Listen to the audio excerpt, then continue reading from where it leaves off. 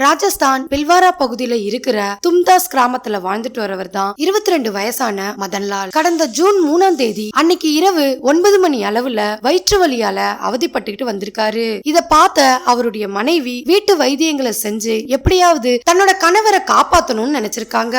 அவருடைய உடல்நிலை ரொம்ப மோசமானதால வேற வழி இல்லாம மருத்துவமனையில சேர்க்கிறாங்க.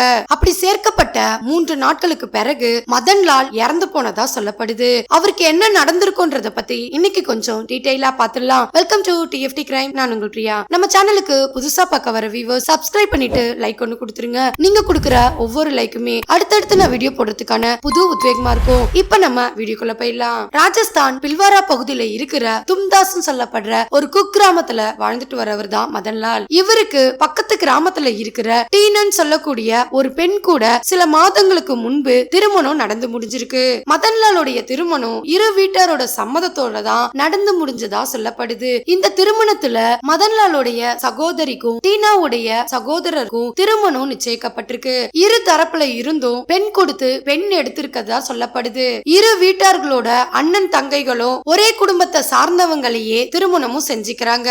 திருமணத்துக்கு பிறகு டீனாவுடைய சகோதரர் வாழ்க்கை நல்லபடியா தான் போயிருந்திருக்கு. ஆனா டீனாக்கும் அவருடைய கணவருக்கும் அடிக்கடி சின்ன சின்ன பிரச்சனைகளும் சண்டைகளும் ஏற்பட ஆரம்பிச்சது. இந்த இருவருக்குள்ளேயும் தொடர்ந்து கருத்து வேறுபாடுகள் இருந்து வந்ததா சொல்லப்படுது. திருமணம் முடிஞ்சு சில மாதங்கள் வரைக்குமே டீனாவும் அவருடைய கணவரும் சந்தோஷமா தான் வாழ்ந்துட்டு வந்திருக்காங்க.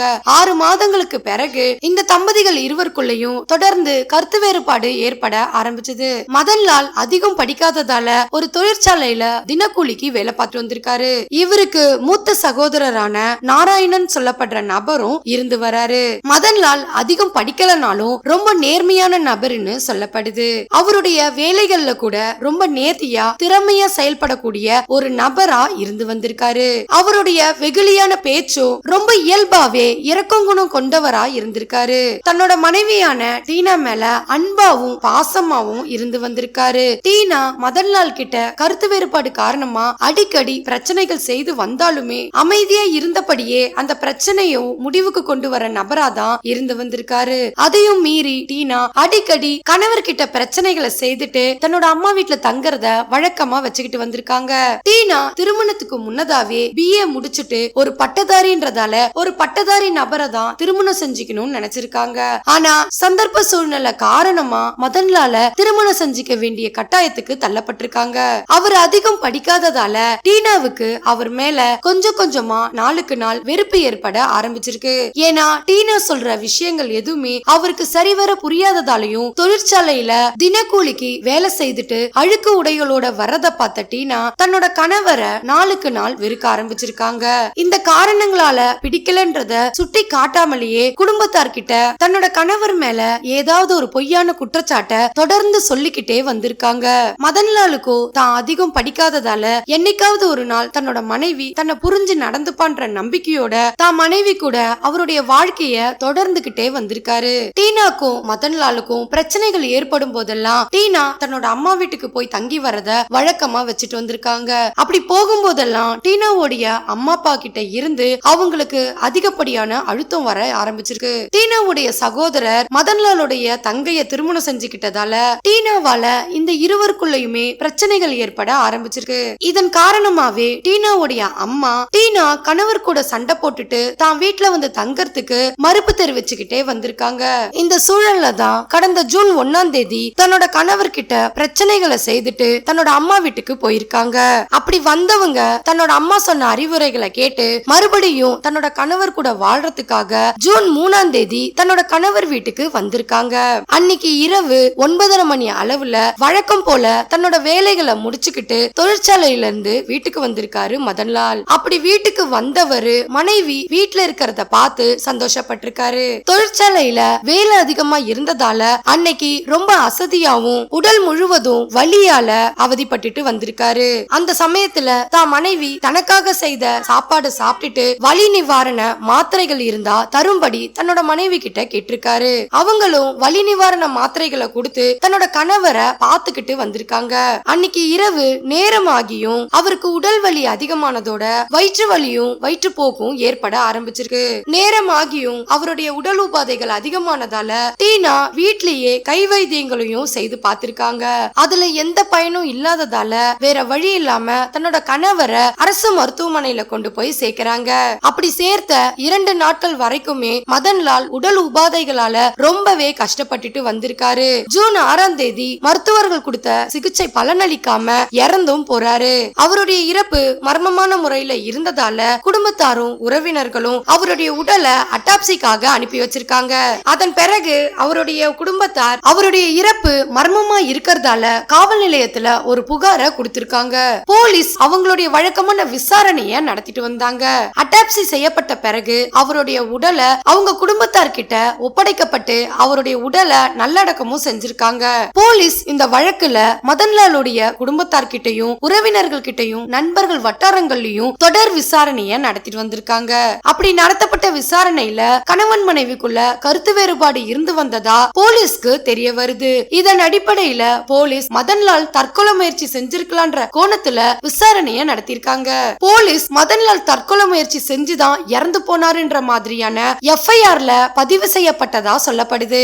மதன்லாலுடைய உறவினர்களும் நண்பர்கள் வட்டாரங்கள்லயும் அவர் தற்கொலை செஞ்சுதான் இறந்து போயிட்டாருன்ற எண்ணத்துல இருந்து வந்தாங்க. அந்த சமயம் மதன்லாலுடைய மனைவியான டீனா கிட்டையும் தொடர்ந்து விசாரணைய நடத்தி வந்திருக்காங்க. அப்படி நடத்தப்பட்ட விசாரணையில டீனா தனக்கும் தன்னோட கணவருக்கும் கருத்து வேறுபாடு காரணமா கொஞ்ச நாட்களுக்கு தன்னோட அம்மா வீட்டுல இருந்து வந்ததாவும் இதனாலேயே தன்னோட கணவர் மன உளைச்சலுக்கு ஆளாகி தற்கொலை செய்துகிட்டதா போலீஸ் கிட்ட வாக்குமூலமா கொடுத்திருக்காங்க. இதன் அடிப்படையில போலீஸ் மதன்லால் தற்கொலை முயற்சி செய்துதான் இறந்து போயிட்டதா நினைச்சிருந்தாங்க. ஆனா அவர் இறந்து 15 நாட்களுக்கு பிறகு மதன்லாலுடைய மூத்த சகோதரரான நாராயணனுக்கு டீனா மேல சந்தேகம் ஏற்பட ஆரம்பிச்சிருக்கு.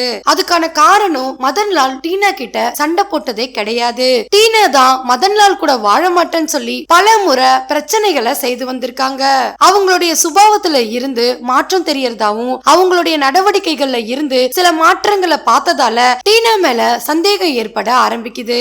இதனால அவங்க மேல சந்தேகம் இருக்கிறதா போலீஸ்ல ஒரு கம்ப்ளைண்ட்டையும் கொடுத்திருக்காரு. அவர் போலீஸ்ல கொடுத்த புகாருக்கு பிறகு போலீஸ் டீனா கிட்ட மறு விசாரணைய நடத்துறாங்க.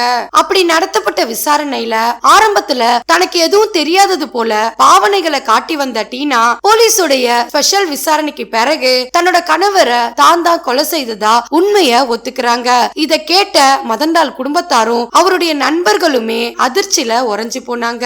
டீனாவுடைய குடும்பத்தாருக்குமே இந்த விஷயம் கேட்டு பேரிடியா இருந்திருக்கு. டீனா கிட்ட நடத்தப்பட்ட தொடர் விசாரணையில தன்னோட கணவர் தொழிற்சாலையில தினக்கூலி வேலை செய்து வரதாலேயே தனக்கு பிடிக்காம போயிட்டதா தெரிவிச்சிருக்காங்க. அதோட தான் ஒரு BA பட்டதாரின்றதால தனக்கும் பட்டதாரி மாப்பிள்ளையா கிடைப்பாருன்ற கனவோட வாழ்ந்துட்டு வந்ததாவும் தன்னோட சகோதரனுடைய திருமணத்துக்கு ஈடா தன்னை திருமணம் செஞ்சு கொடுத்ததாலேயே தனக்கு இந்த திருமணத்துல விருப்பம் இல்லாமையே திருமணம் செஞ்சுக்கிட்டதா தெரிவிச்சிருக்காங்க. மதன்லால் தொழிற்சாலையில வேலை பார்த்துட்டு அழுக்கு துணிகளோட வர்றது தனக்கு பிடிக்காம இருந்ததா சொல்லியிருக்காங்க. அவருக்கு படிப்பறிவு இல்லாததால தன்னை புரிஞ்சுக்க கூடிய தன்மையே அவர்கிட்ட கிடையாதுன்னு நினைச்சுதான் அவரை விட்டு விலகினதா தெரிவிச்சிருக்காங்க.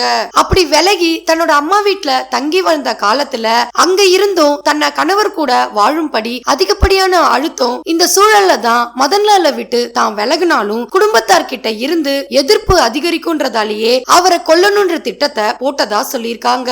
அதுக்கான சரியான நேரத்தையும் தான் எதிர்பார்த்துக்கிட்டே வந்ததா சொல்லியிருக்காங்க.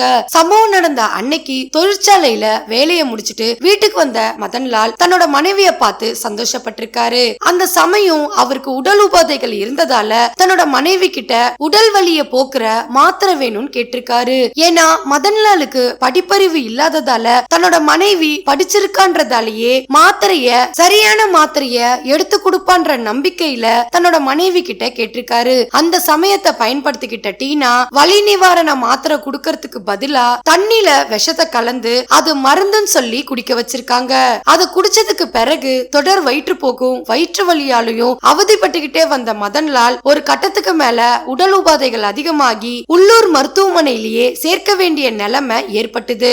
ஒரு நாள் முழுவதும் அந்த மருத்துவமனையில இருந்த மதன்லாலுக்கு சிகிச்சை கொடுத்தும் எந்த ஒரு பலனும் இல்லாததால பெரிய ஆஸ்பத்திரிக்கு கொண்டு போக சொல்லி அந்த ஹாஸ்பிட்டல்ல இருந்து பெரிய ஹாஸ்பிட்டலுக்கு மாற்றப்பட்டாரு. அப்படி மாத்தினதுக்கு பிறகும் அவருடைய உடல்நிலையில இருந்து எந்த ஒரு முன்னேற்றமே இல்லாம இருந்து வந்தது. 2-3 நாட்கள் வரைக்குமே சிகிச்சை கொடுக்கப்பட்டும் அது அவருக்கு பலன் பலனளிக்காம அவர் இறந்தும் போயிடுறாரு. அவர் இறந்து போன பிறகும் டீனா தற்கொலை முயற்சி செய்துதான் தன்னோட கணவர் இறந்து போயிட்ட மாதிரியான பிம்பத்தை உறவினர்கள் கிட்டையும் நட்பு வட்டாரங்கள்லயும் தன்னோட குடும்பத்தார்கிட்டையும் நிகழ்த்திட்டு வந்திருக்காங்க. மறுபுறம் மதன்லாலுடைய நட்பு வட்டாரங்கள்ல அவரை பிடிக்கலனா அவரை விட்டு விலகி போயிருக்கலான்ற மாதிரியான கேள்விகள் எழ ஆரம்பிச்சுது. இதுல டீனா போலீஸ் கிட்ட கொடுத்த வாக்குமூலத்துல கணவரை விட்டு தான் பிரிஞ்சு வாழ்ந்தா தனக்கு பொருளாதார ரீதியான பிரச்சனைகள் ஏற்படும்னு தெரிவிச்சிருக்காங்க. அதே சமயம் தன்னோட குடும்பத்தார்கிட்ட இருந்தும் கணவர் கூட வாழ்றதுக்கான அழுத்தம் அதிகப்படியா இருக்கும்னு தெரிவிச்சிருக்காங்க. தன்னோட சகோதரனுடைய திருமண வாழ்க்கையிலயும் சிக்கல் ஏற்படும்ன்றதாலேயே யாருக்கும் தெரியாம மதன்லால கொலை செய்ததா சொல்லியிருக்காங்க. மதன்லால் இறந்து போயிட்டா தனக்கு பிடிச்ச மாதிரியான பட்டதாரி மாப்பிள்ளைய மறு திருமணம் செஞ்சுக்கலான்ற எண்ணத்துலதான் தான் மதன்லால கொலை செஞ்சதா போலீஸோடைய வாக்குமூலத்துல தெரிவிச்சிருக்காங்க. மதன்லால கொலை செய்யறதுக்கான முதல் முக்கிய காரணமே அவருக்கு படிப்பறிவு இல்லாததாலேயே அவரை பார்க்கவோ அவர்கிட்ட பழகவோ தனக்கு பிடிக்காம போயிட்டதா தெரிவிச்சிருக்காங்க. போலீஸ் தரப்புல இருந்து மதன்லாலுடைய வழக்க தற்கொலை வழக்கா பதிவு செய்யப்பட்ட வழக்க கொலை வழக்கா மாற்றப்பட்டு இருக்கிறதா சொல்லியிருக்காங்க. இந்த கொலை சம்பவத்துல டீனாக்கு மட்டும் தொடர்பு இருக்கா மற்ற நபர்கள் யாருக்காவது தொடர்பு இருக்கான்ற கோணத்திலையும் தொடர்ந்து விசாரணைய நடத்தி வராங்க. மதன்லாலுடைய நட்பு வட்டாரங்களையும் உறவினர்களையும் அவருடைய வெகுளித்தனமும் கள்ளங்கபடமற்ற குணத்தாலேயே அவருடைய மனைவியாலேயே கொல்லப்பட்டது கூட தெரியாம இறந்து போயிட்டதா வருத்தத்தோட தெரிவிச்சிருக்காங்க. மதன்லாலுடைய குடும்பத்தார் டீனாவுக்கு அதிகபட்ச தண்டனை கொடுக்கும்படி நீதிமன்றத்திலையும் காவல் நிலையத்திலையும் கோரிக்கையா வச்சிருக்காங்க. இந்த வழக்க பல கோணங்கள்ல விசாரிச்சுட்டு வரதாலையும் முழுமையான விசாரணைக்கு பிறகுதான் மற்ற தகவல் வெளியாகும்னு தெரிவிச்சிருக்காங்க.